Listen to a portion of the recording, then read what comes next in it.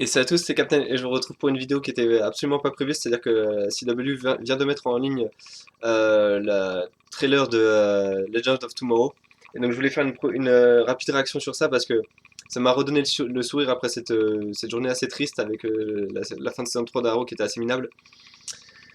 Quel plaisir de voir que voilà, ils sont enfin, comment dire, ils sont enfin ambitieux, c'est-à-dire que voilà, on a enfin Vandal Savage, donc l'immortel de DC, un des ennemis mortels voilà, de DC, qui est notamment responsable, je ne sais pas si vous connaissez Justice League Doom ou Justice League Échec, c'est lui le grand ennemi dans cette story arc, dans cette story arc.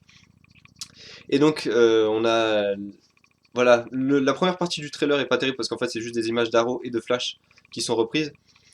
Et la deuxième partie est beaucoup mieux parce que même si les scènes d'action sont pas forcément ce qui m'intéresse le plus, c'est surtout la genèse en fait de certains personnages qu'on voit. Donc Hawk Girl, bon ça c'est pas, on voit pas grand chose donc c'est pas très intéressant. Captain Cold et Heatwave, donc de voir qu'ils sont tous les deux dans la série, c'est également assez sympa de voir qu'ils ont été réunis par Rip Hunter, qui est d'ailleurs j'adore le casting parce qu'enfin ça change du super-héros américain justement de voir un mec avec l'accent anglais. Et ça m'a tout de suite donné envie en fait, de voir Constantine dans cet univers. Voilà, donc de voir Captain Cold et Heatwave dans l'équipe, c'est également assez sympa, voire même très sympa.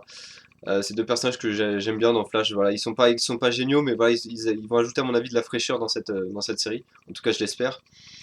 Euh, de voir Atom, c'est également assez sympa. Et puis de voir surtout qu'il rétrécit. Et du coup, l'effet qu'on a attendu durant toute la saison 3 de Arrow, même durant toute la saison 1 de Arrow, même durant toute la saison 1 de The Flash, en fait, il nous l'offre dans une bande-annonce sur YouTube, c'est assez génial.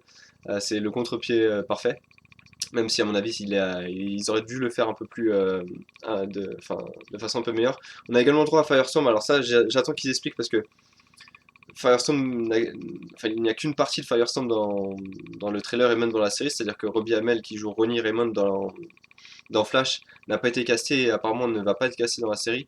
Donc j'attends de voir comment ils vont expliquer ça parce qu'on a vraiment le pouvoir de Firestorm, on a vraiment le Firestorm qui vole, qui balance des flammes, etc. Donc est-ce que c'est l'afro-américain qu'ils ont casté, dont j'ai oublié le nom, qui fusionne avec le professeur Stein, ou est-ce que c'est le professeur Stein tout seul qui arrive à faire ce Firestorm? J'ai pas l'impression après un premier visionnage du trailer que ce soit le professeur Stein dans les flammes. Donc à mon avis c'est autre chose. Il y a quelque chose qu'on nous dit pas. Donc peut-être que Robbie Amell va être casté au tout dernier moment pour créer la surprise. Mais ça serait un peu bizarre de tout simplement de créer une surprise sur ça. Donc j'attends de voir ça.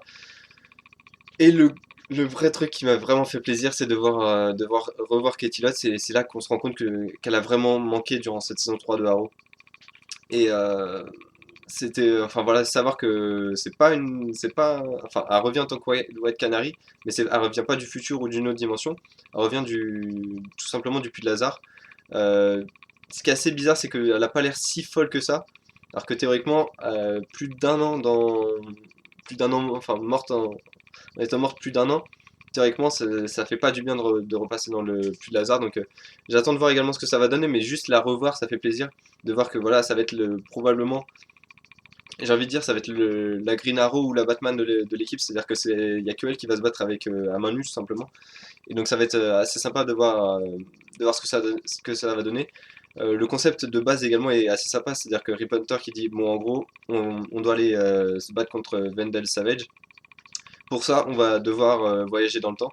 Donc ça, c'est génial parce que du coup, ça veut dire qu'il va y avoir des interactions. Peut-être qu'on va avoir un Flash plus vieux ou un Flash plus jeune euh, dans le futur. On va avoir voilà, peut-être des dimensions parallèles. Enfin, ça promet énormément de choses.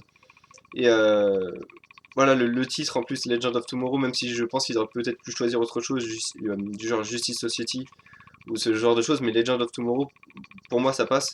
Et du coup, ça fait vraiment un projet ultra ambitieux, ultra, voilà, l'expression est pas terrible, mais j'ai l'impression que vraiment, du coup, la CW va poser ses couilles sur la table avec ça et dire, voilà, c'est notre série phare.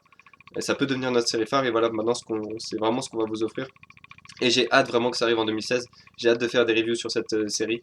Et j'espère vraiment qu'elle va tenir le coup. J'espère, parce que le pilote n'est pas encore filmé, hein. En gros là c'est juste des images de... ils ont juste tourné ça, je crois, il y a quelques semaines. Et voilà, juste pour l'effet promotionnel, mais j'ai vraiment hâte de voir ce que ça va donner, j'ai vraiment hâte de voir le pilote, j'ai vraiment hâte de voir cette série. Donc voilà mes premières impressions. Il y a des vidéos sur Arrow qui vont arriver incessamment sous peu, c'est-à-dire que je viens d'en record une. Et ça sera sur les craintes et les espoirs sur la saison 4.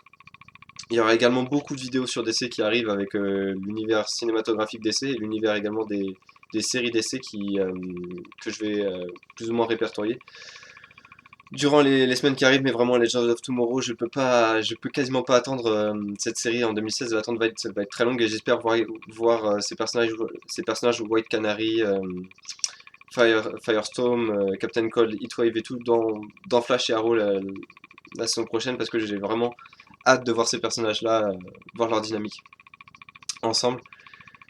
Voilà, c'est encore une fois tout ce que je voulais dire pour cette vidéo. Vraiment, waouh sur ce trailer. Vraiment, merci CCW de d'égayer la journée après ce mauvais épisode d'Arrow.